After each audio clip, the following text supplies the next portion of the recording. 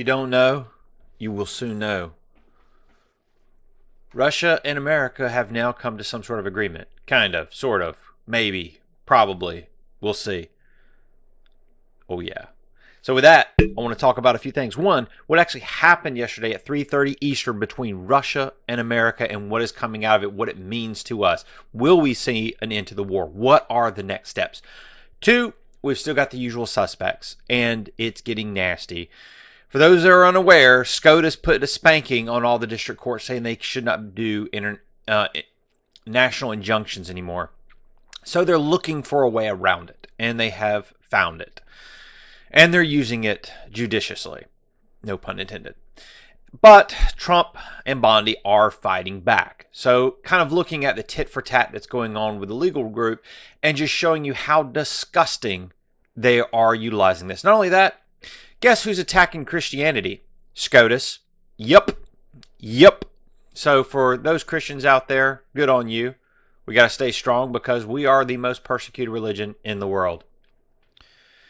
All right, so Trump says no deal until there's a deal after the meeting with Putin. What does that mean? What actually happened? The conference started at 3:30 Eastern with a lot of fanfare.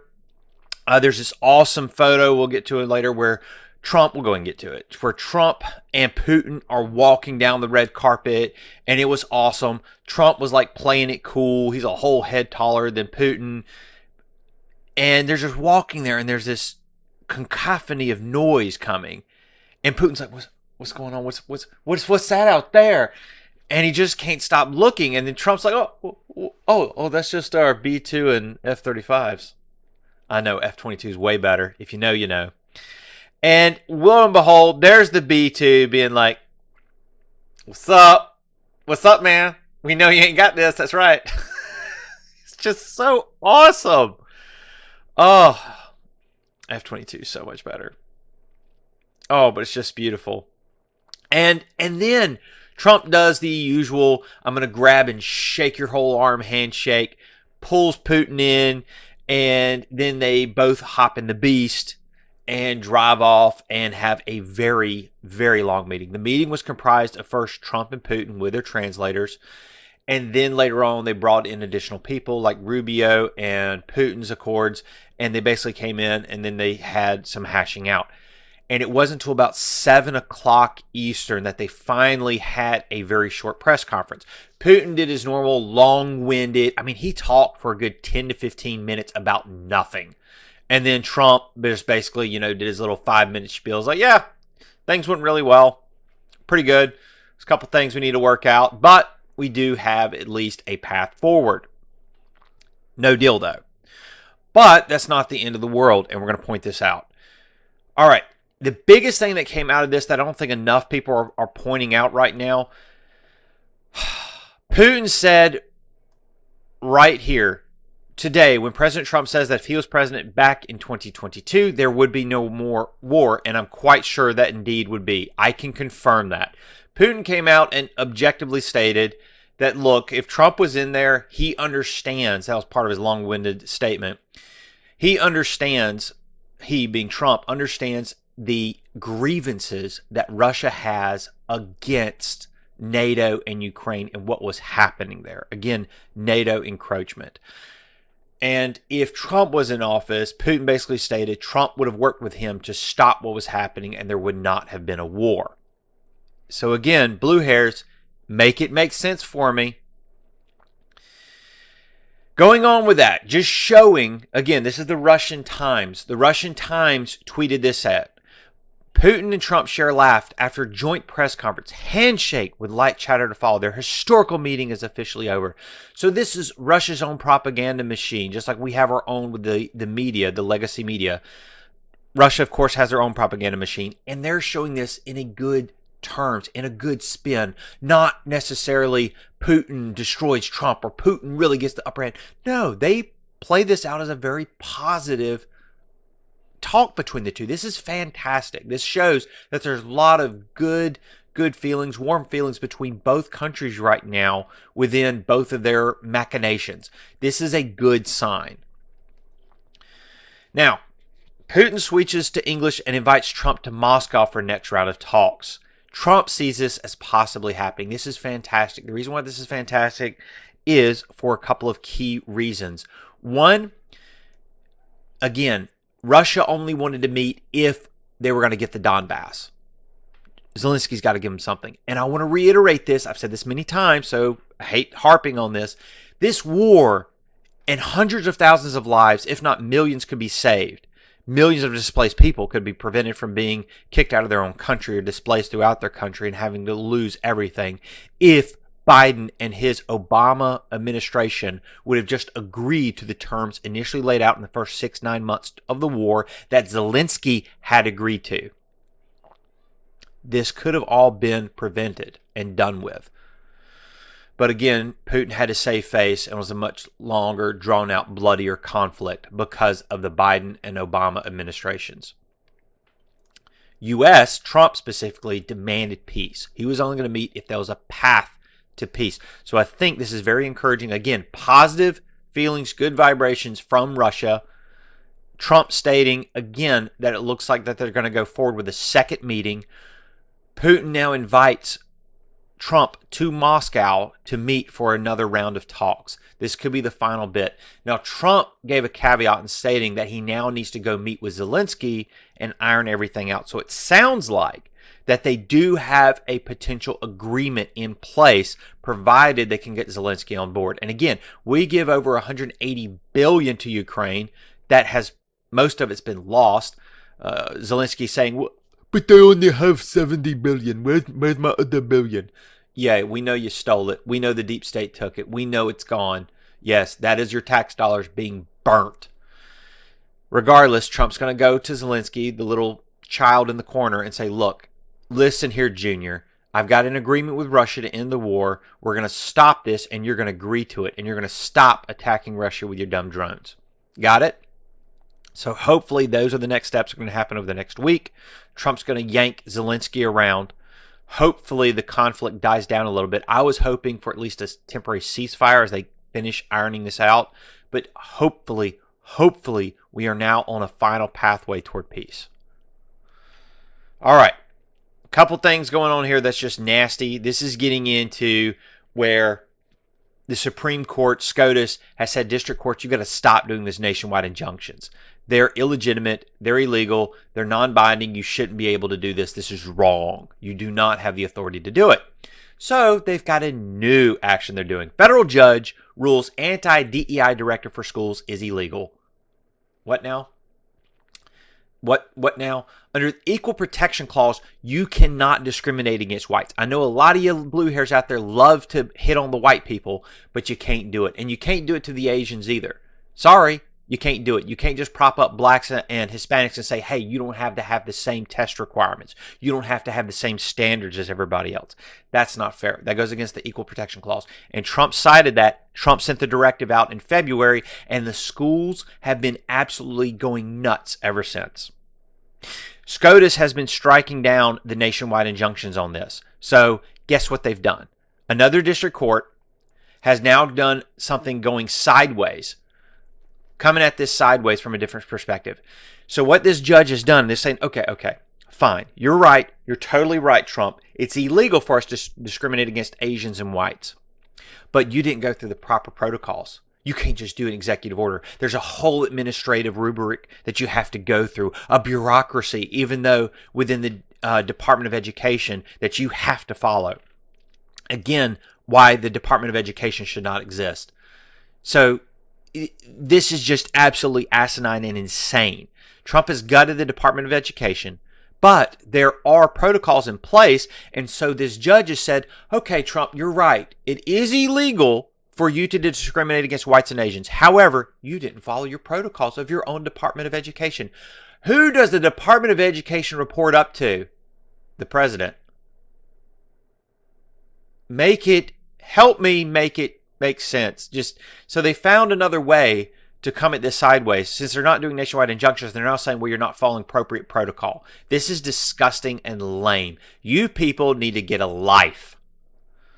God, this is just sick. Again, all they're wanting you to do is discriminate against whites and Asians. Just disgusting, racist BS. SCOTUS, you letting me down left and right. Every once in a while you'll come out with a win, but you're still lame.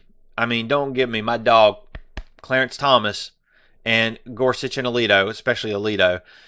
You guys, Clarence Thomas, my number one, but just Kavanaugh, Roberts, Amy Coney Barrett are just disgusting. In case in point, this right here. SCOTUS gets deadlocked. So in other words, somebody decided to chicken out and not make a decision. Leaves in place block on nation's first religious charter school. It's not the nation's first charter school. This reporter should have done a bit more research.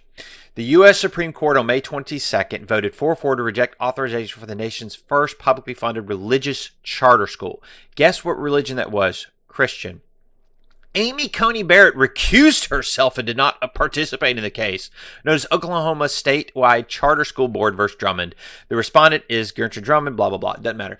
The point is that Drummond specifically was preventing this from going through. There's a Christian charter school that laid out that we are Christian, we are a charter school, and we're going to teach religion as part of our curriculum.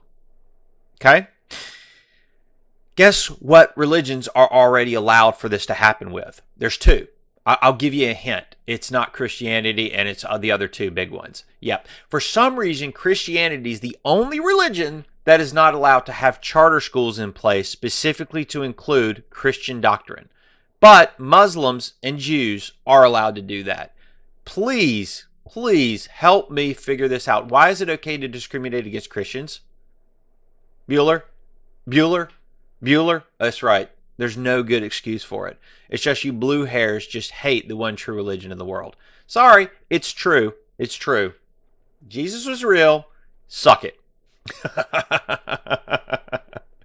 Amy Coney Barrett is just pathetic. So you're telling me that Clarence Thomas isn't Christian? You're telling me Gorsuch isn't Christian? Alito isn't Christian?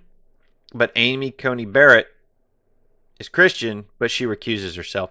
This is absolutely nuts. Just because you're religious does not mean you recuse yourself from a critical decision where already you have Jewish and Islamic charter schools in states. Again, it's okay as long as the discrimination goes against Christians, whites, and Asians. You cannot justify this. Mowdy, this is BS. Christians are the majority. I don't care. You cannot discriminate against the majority. You can't do that. It is not just. It is not principled. And if you don't have principles, you've got nothing. Washington files lawsuit challenging Trump's takeover of the police department. So again, they're going to come at this sideways. So another example where they're not doing nationwide injunctions, but they're coming at it sideways. We are suing to block the federal government take over the D.C. police by illegally declaring a takeover of the Metropolitan Police Department, the administration abusing its temporary blah, blah, blah. I don't care. It's BS. Trump has the ability to federalize D.C. D.C. is not a state. Nobody should live there. It was supposed to be a political hellhole. It's supposed to be a political concentration camp for the politicians so we can watch over them. Allow the press to get in there and just basically set up camp and watch our politicians and make sure they're doing what they're supposed to be doing. But the press has been captured, it's been controlled by the deep state, and people are living in a place that should not exist. People shouldn't live in D.C. It is supposed to be a special district set up specifically to watch our politicians and make sure they're doing what they're supposed to be doing. It's not supposed to be a place to live. And now this attorney is screaming and crying because President Trump is utilizing his executive power to say, yeah, we're going to federalize D.C. and we're going to do it specifically right now. Because again, I pointed out that the D.C. crime is not any worse from some other areas that really need it throughout the country. But Trump does have more leeway because D.C. is not a state. It doesn't have any authority. It doesn't have any autonomy. It is a federal jurisdiction. It falls under the federal government. It is not a state. It never will be. And the point is that they're coming at him sideways, basically saying, oh, you've illegally... They're going to try to make up some mumbo-jumbo. They're going to find, again, a district court judge in that area. They're going to side with the D.C. Attorney General, and guess what's going to happen? Trump's going to have to ask for emergency measure for SCOTUS to come in and say, look, this is BS. Can you please stop this? This is ridiculous. But this is what they're going to do from now on. They're now going to try to use jurisprudence to specifically go after some sort of technicality in the administration of the law. They're no longer arguing on the basis of merit. They're arguing on the basis of bureaucracy. It's disgusting. Ugh. All right, finally, two can play at this game, but we're going to come at it from a principled approach. Supreme Court allows that energy producers to sue California over emissions rules. For those of you who don't know CARB, you're lucky, but it's the reason why your truck sucks. It's the reason why your car is not as awesome as it could be. CARB is a California standard, but because California is so large, other states essentially are forced to follow it because the companies themselves only produce like a truck, and that truck is built for California because California has the most stringent rules, ridiculous rules. And so because of that, the Supreme Court has now decided that yes, because California basically stipulates how other states and other citizens have to acquire those trucks under California standards, even though we live in other states, that it's ridiculous and the CARB standards have to go. They didn't rule specifically on the CARB standards, but they did say that the energy producers can indeed sue California for their stringent requirements. This is fantastic. So if SCOTUS already says that, yes, you can rule that way and you can go ahead and sue, they already kind of know which way they're leaning, which is awesome. And just to note how ridiculous the DEI judges on the Supreme Court are, Kavanaugh wrote the opinion right here. Kavanaugh wrote it, and guess who agreed with it? Kagan. Yep. The only leftist on there that has a few brain cells to rub together. While Sotomayor and KJ basically said, yeah, we don't like it, but we don't really know why. Because again, they're DEI, they didn't earn it, and they shouldn't be in there. Also, Bondi is suing California for enforcing the emission standards voided by Trump. So Trump saw this, specifically the carbon emissions, and said, you know what, we are not going to allow you to force those standards on other states. We want those people, those citizens, those consumers to be able to buy the good stuff. Almost said something good else. And so they're basically calling out California, saying you cannot force these CARB standards on the rest of the world, and you have to remove them. And so they did. But California's crying about it. But guess what? It will go before the Supreme Court, and they will lose. The Supreme Court is already leaning that California cannot do this to the rest of America. What are they doing? These CARB standards increase your purchase cost. They increase the maintenance cost. They increase repair costs. They reduce the life cycle of the product, and they do nothing for the environment. So, guys, we are fighting, or the Trump administration is fighting tooth and nail to make things better.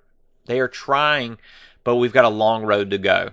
For you blue hairs that have moved into red areas, stop the cycle. When will you stop the cycle? Man, love to see this country flourish. Love to see the Ukraine war end. That's all I got for you today, guys. Have a great weekend. Mouthy out.